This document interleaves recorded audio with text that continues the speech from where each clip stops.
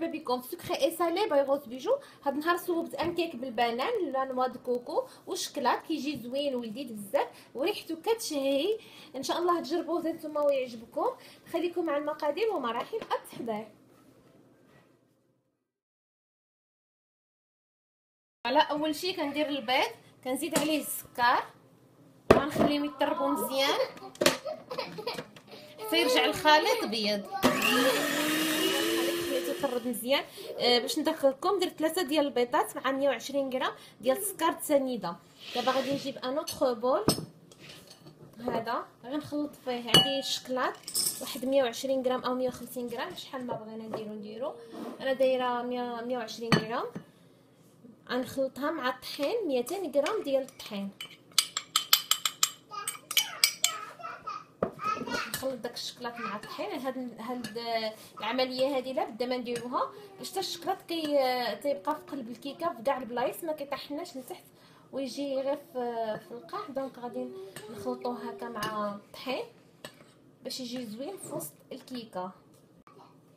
دابا غنزيد له لا نوا دو كوكو، نزيد له الكوك عندي 60 غرام الكوك.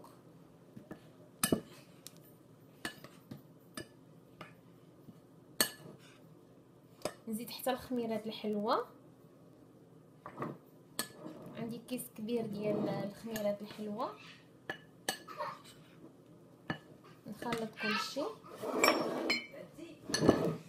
وهذا الخليط نزيدو على السكر والبيض اللي طربت، نزيدو كله في نوبه وحده. اون سباتول غادي ندخل الطحين في هذا الخليط غير بشويه. فوالا تيجي الخليط شويه قاصح بحال هكا، مي ماشي مشكل. حنا غادي خفاف. غادي نوريكم كيفاش غادي يخفف هذا الخليط. وكنقشر له واحد 2 بنينات. عندي 2 بنانات. البنان من الاحسن نختاروه يكون ما طايبش بزاف، يكون صفر ماشي يكون طايب، لا يكون صفر. غنجيب البنينه وغنقطعها. غنقطعها هكا. نقطع البنانه بهذا الشكل هذا.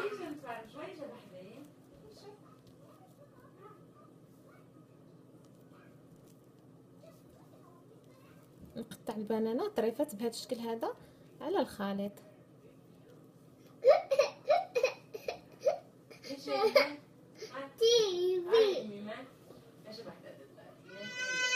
وكندخل هاد الطريفات ديال البنان في الخليط غير بالمهل بشويه هكا. فوالا دابا غادي نزيد له شنو،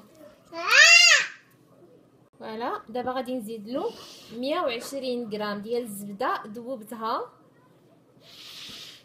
نزيدها وندخل الزبده كلها في الخليط.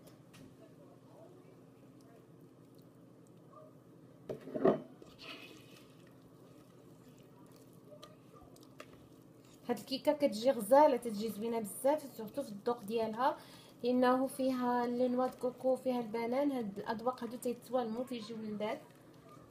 دونك جربوها غادي تعجبكم، تعجب حتى الوليدات الصغار.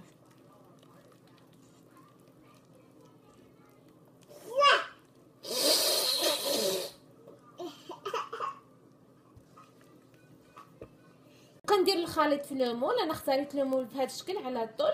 ندخلها دابا الفران طيب على درجه حراره متوسطه ونعاودو نتلاقاو.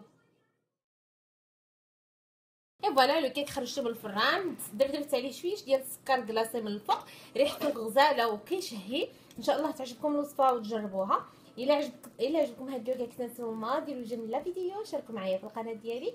شكرا، الى اللقاء.